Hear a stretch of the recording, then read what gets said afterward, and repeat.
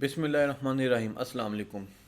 जी आज हम लोग अपने वर्डप्रेस कोर्स के लेक्चर नंबर 6 के बारे में डिस्कशन करने जा रहे हैं। इससे प्रीवियस लेक्चर में हम लोगों ने वर्डप्रेस के कंप्लीट डैशबोर्ड को स्टडी किया था कि कौन कौन सी चीज़ किस किस पर्पज़ के लिए यूज़ होती है। ठीक है जी। तो आज हम लोग उसमें जस्ट हम लोगों ने अपीयरेंस थीम्स और प्लगइन्स को मिस करवा दिया था, क्योंकि मैंने आपको कहा था कि इसको हम लोगों ने डिटेल में स्टडी करना है, तो उस वजह से उसको हमने मिस कर दिया था। तो आज हम लोग सबसे पहले स्टार्ट करेंगे अपने अपीयरेंस से।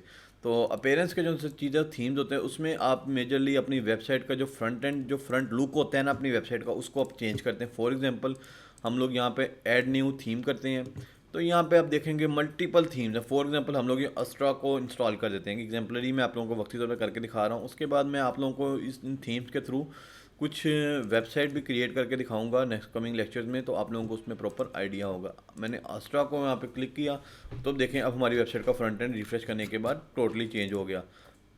अगर मैं अस्ट्रा से मैं इसको 2022 को एक्टिवेट कर देता हूँ हमारे इस थीम को, तो अभी इसको रिफ़्रेश करने से हमारी वेबसाइट की लेआउट चेंज होगी। देखें जी।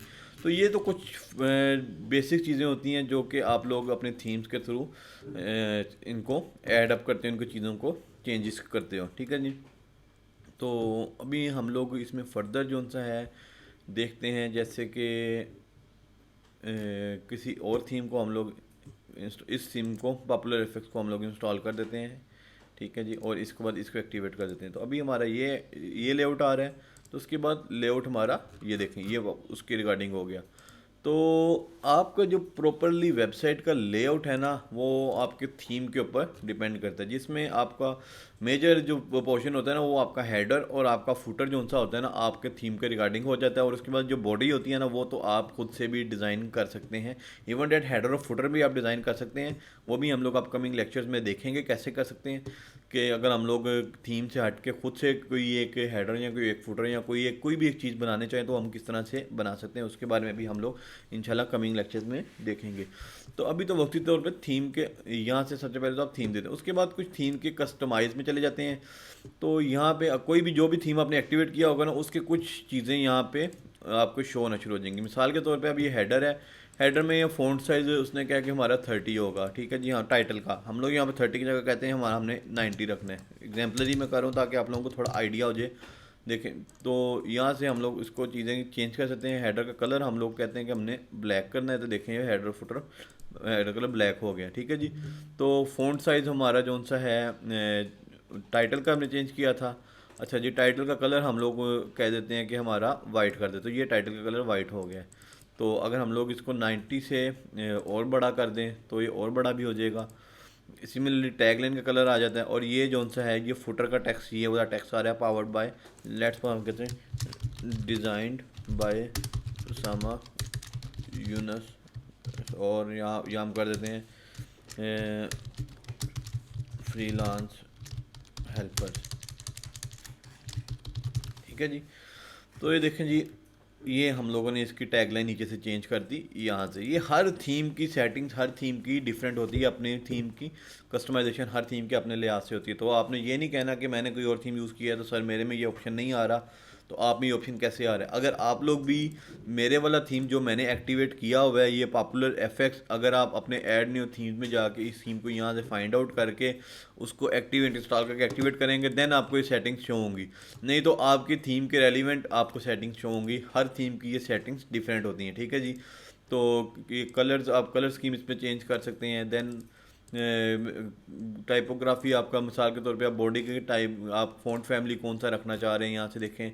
फ़ॉन्ट साइज़ फ़ॉन्ट स्टाइल आपका आ जाता है। तो ये सारी चीज़ें आप सेटिंग जितनी भी है ना ये आप चेंज कर देते हैं। साइड बार्स, उसके बाद साइड आइडेंटिटी।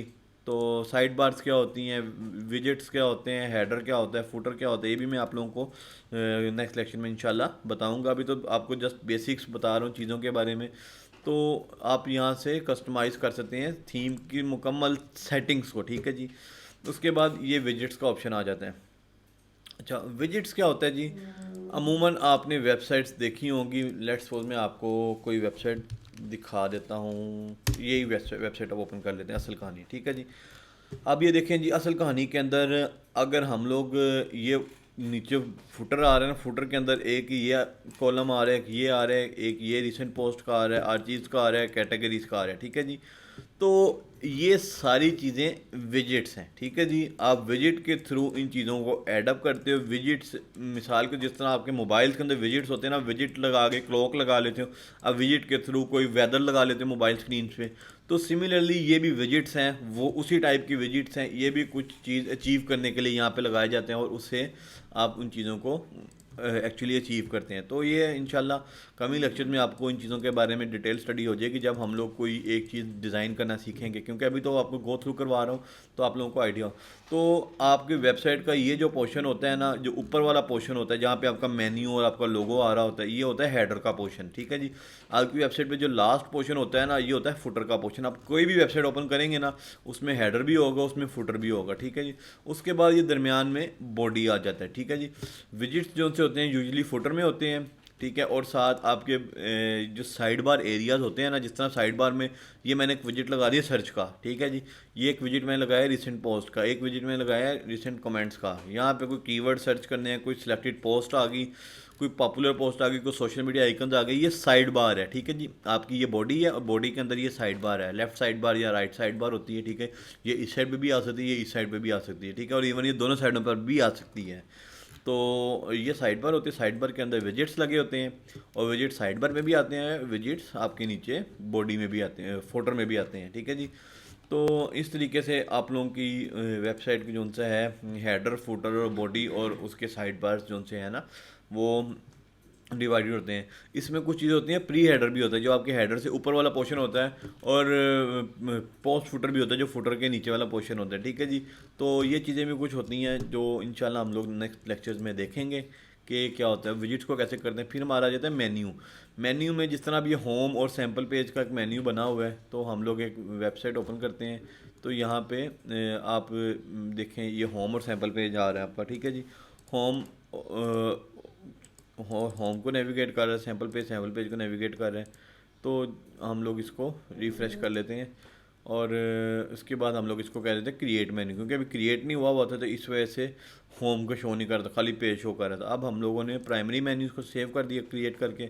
अब ये देखिएगा यहाँ पे सैम्पल पेज के साथ होम भी आ गया, देखें ये होम आ गया, और ये सैम्पल पेज को क्लिक करेंगे तो ये सैम्पल पेज ओपन हो गया, अभी होम नहीं ओपन हुआ हुआ, ठीक है जी। तो ये हमारी वेबसाइट पे दो मेन्यूज हो गए। सिमिलरली हम लोग अगर मल्टीपल पेजेस अपने क्रिएट करेंगे अपनी यहाँ से, और उन पेजेस को हम लोग अपने मेन्यू में ऐड कर देंगे, तो वो पेजेस यहाँ पे शो होना शुरू हो जाएंगे। हमने जस्ट क्लिक करना है सिंपल जिस तरह, और ऐड टू मेन्यू करेंगे तो इस तरीके से वो पेज हमारे यहाँ पर शो हो जाते हैं, ठीक है जी। हम व्यू ऑल करेंगे और यहाँ पे सारे वो पेजेस आपको शो होंगे। अगर आप कोई पोस्ट यहाँ पे डालना चाहते हो अपने ऊपर मेन्यू में, तो जिस तरह वो भी डाल सकते हो आप लोग, जिस तरह डेमो पोस्ट हम लोगों ने मेन्यू में डाल दी। कोई कस्टम लिंक डालना चाहते हो, मिसाल के तौर पे आप लोग URL डालना चाहते हो https://www.facebook.com, यहाँ पे फेसबुक आप लिख देते हो, ठीक है जी। तो फेसबुक का URL डालना चाहते हो तो वो भी आपका डाल सकते हैं। अब इसको सेव करोगे तो अब आपके देखें होम, दो सैम्पल पेज, फिर डेमो पोस्ट और फिर फेसबुक होगा। अब हम लोग इसको रिफ़्रेश करते हैं, देखो होम, सैम्पल पेज, फिर डेमो पोस्ट, फिर फेसबुक आ गया। फेसबुक पे अगर हम क्लिक करेंगे तो ये हमें फेसबुक की वेबसाइट के ऊपर ले जाएगा, ठीक है जी। तो इसी तरीके से डेमो पोस्ट पे क्लिक करेंगे तो हमने जो डेमो पोस्ट क्रिएट की थी उस पर ले आएगा, और वहाँ पे नीचे हमें कमेंट्स वगैरह उसके रिगार्डिंग शो करा देगा। और ये देखें यहाँ पे इसने ये अपना साइड बार शो करा दी, जो कि थीम का अपना साइड बार है, ठीक है जी। और ये नीचे जो सा है आपका फुटर का एरिया आ जाता है। तो ये आपको समझ आ गया। उसके बाद ये कुछ हेडर आ गया, हेडर की सेटिंग अगर आपने करनी है तो वो आप कर सकते हैं, ठीक है। और हेडर में आप हेडर इमेज लगा सकते हैं, जिस तरह से देखिए ऐड न्यू इमेज करें, यहाँ पे कोई इमेज लगाएंगे तो हेडर के ऊपर इमेज आ जाएगा। और इस तरीके से फर्दर आप बैकग्राउंड कोई वेबसाइट का सेट करना चाहते हैं, तो ये कुछ चीज़ें जो सी होती हैं ना, ये आपकी अकॉर्डिंग टू थीम होती हैं। अब हम मूव करते हैं प्लगइन्स की तरफ। प्लगइन्स क्या होते हैं? थीम से तो आपको आइडिया हो गया, थीम्स आपकी वेबसाइट की लेआउट को एक्चुअली यूज़ करने के लिए होता है। उस थीम्स के थ्रू आप मेन्यूज़ वगैरह और अपनी ये चीज़ें सारी एडजस्ट करते हो। प्लगइन्स क्या होते हैं? प्लगइन्स का एक वेबसाइट के अंदर सबसे मेजर और सबसे इम्पोर्टेंट रोल होता है। कोई भी वेबसाइट विदाउट प्लगइन जो सी है ना नहीं क्रिएट होती। विदाउट प्लगइन आपकी वेबसाइट इसी तरीके से रहेगी जिस तरह से ये आपकी शो हो रही है आपको इस टाइम वेबसाइट, क्योंकि हम लोग इसमें कोई डिज़ाइनिंग नहीं कर सकेंगे, कोई सिर्फ हमारी ब्लैक एंड वाइट किस्म की हो। प्लग इन का फंक्शन होता है कि आपकी वेबसाइट में किसी भी तरह की कोई फंक्शनैलिटी जो सी आपने वेबसाइट में डालनी है, चाहे वो ई-कॉमर्स की फंक्शनैलिटी है, चाहे वो आपकी कॉन्टैक्ट की फंक्शनैलिटी है, चाहे वो आपने गूगल मैप लगाना है, चाहे आपने वेबसाइट की डिज़ाइनिंग करनी है, चाहे आपने वेबसाइट की सिक्योरिटी करनी है या वल्लाह आलम आपने कोई भी ऐसा काम करना है जो जिससे वेबसाइट की कोई फंक्शनैलिटी इम्पेक्ट होती है, तो वो प्लगइन के थ्रू होती है। अभी देखें जिस तरह से ये क्लासिक एडिटर आ गया, सबसे पहले क्लासिक एडिटर का प्लगइन आ गया, फिर ये हम लोग इन प्लगइन्स को भी आहिस्ता आहिस्ता देखेंगे, आपको सारे इन प्लगइन्स के बारे में भी पता चल जाएगा। ये फीचर प्लगइन्स अभी popular plugins Elementor page builder आ गया, कॉन्टैक्ट फॉर्म 7 आ गया, योस्ट एसईओ आ गया। ये पेज बिल्डर आपका होता है, ये कॉन्टैक्ट फॉर्म के लिए होता है, ये एसईओ के लिए होता है, ये क्लासिक एडिटर आ गया, ठीक है जी। ये वो कॉमर्स ई कॉमर्स के लिए होता है। ये क्लासिक एडिटर होता है, मिसाल के तौर पे आपके हमने पेज क्रिएट किया था ना, तो ये आपको एक मैंने आपको कहा था कि मैं आपको बाद में बताऊंगा जब मैंने लास्ट टाइम पोस्ट क्रिएट की थी। तो ये देखें, ये जो उनका एडिटर अभी इस तरह से आ रहा है, तो हमें समझ नहीं आ रही कहाँ पे क्या चीज़ लिखनी है, ठीक है। तो क्लासिक एडिटर को अगर हम लोग इंस्टॉल करके एक्टिवेट कर देते हैं ना, लेट्स सपोज सबसे पहले हम इसको कर ही देते हैं, ठीक है जी। और उसके बाद हम लोग इसको रिफ़्रेश करते हैं अगेन से।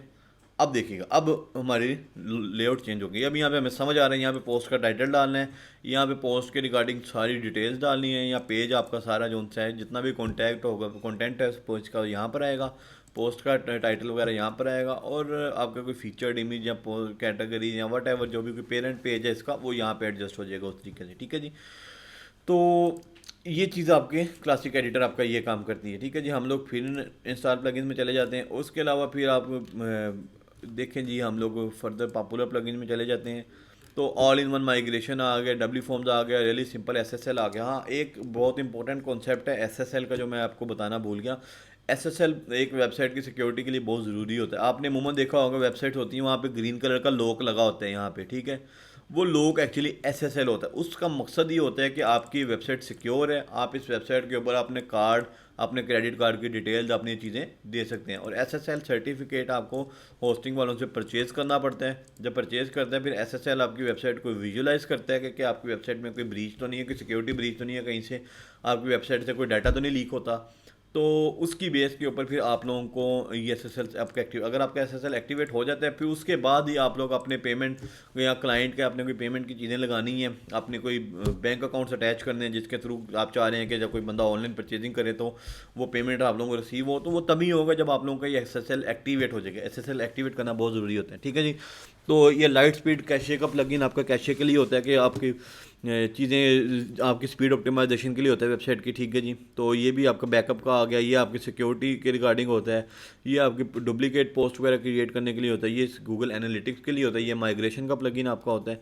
इसी तरीके से आप इसको गो थ्रू करेंगे तो आपको देखें, ये भी पहला पेज है, 1529 पेजेस हैं प्लगइन्स के जो कि डिफरेंट डिफरेंट फंक्शनलिटीज़ करते हैं। जिस तरह ये लोको ट्रांसलेटर है, ये आपको मल्टीपल लैंग्वेज पे, मल्टीपल वेबसाइट की ना मल्टीपल लैंग्वेज में बनाने के लिए यूज़ होता है। जैसे मिसाल के तौर पे मैं आपको दिखाता हूँ, असल कहानी में मैंने ये उर्दू और लगाया है। अब ये देखें इंग्लिश में है, अगर मैं इसको उर्दू पे क्लिक करता हूँ तो वेबसाइट सारी उर्दू में ट्रांसलेट हो जाएगी, देख रहे हैं। तो ये जो उनसा है, ये फंक्शनैलिटी जो उनसी होती है ना, ये ट्रांसलेटर की फंक्शनैलिटी होती है, ये आप लोग इस तरह के प्लगइन्स के थ्रू अचीव कर सकते हैं। तो हम इंशाल्लाह, ये तो भी मैं आपको सिर्फ गो थ्रू दे रहा हूँ ताकि आप लोगों को थोड़ा प्लगइन का आइडिया आ जाए कि प्लगइन का एक्चुअल पर्पस क्या होता है, ठीक है जी। तो हम लोग जब अपनी वेबसाइट बनाएंगे तो तकरीबन हम लोग काफ़ी ज़्यादा चीज़ों को साथ साथ यूज़ करेंगे, तो उससे आप लोगों के काफ़ी ज़्यादा जो कॉन्सेप्ट्स हैं वो क्लियर हो जाएंगे। मेंटेनेंस का पेज, जिस तरह मैंने वो आप लोगों की एक वेबसाइट बनाई थी, वो शो नहीं हो रही थी, फिर मैं लॉगिन किया तो शो हो गई थी, वो मेंटेनेंस का प्लगइन एक्टिवेट हुए होते हैं वहाँ पर, ठीक है जी। तो इसी तरीके से ई कॉमर्स के प्लगइन्स होते हैं, वो कॉमर्स होते हैं।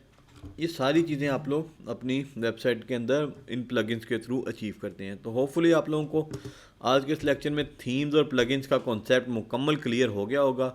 मज़ीद अगर कोई भी चीज़ आप लोगों को समझ नहीं आती तो आप लोगों ने इसी वीडियो के नीचे कमेंट करना है, मैं आप लोगों को वहीं पर आंसर करूँगा ताकि वो तमाम स्टूडेंट्स भी उस आंसर को पढ़ के समझ सकें जो खुद से कमेंट नहीं करना चाहते, ठीक है जी। तो डायरेक्टली मैसेज करने से गुरेज करें और मुझे कमेंट्स यहाँ पे करें ताकि मैं वहाँ पर ही, अगर आप डायरेक्टली मैं आपको रिप्लाई करूँगा तो एक स्टूडेंट को मैं बता सकूँगा, जबकि आपके कमेंट के ऊपर मैं आप लोगों को, तो आप लोगों के कोई एक स्टूडेंट को क्वेश्चन होगा तो उससे सबको पता चल जाएगा।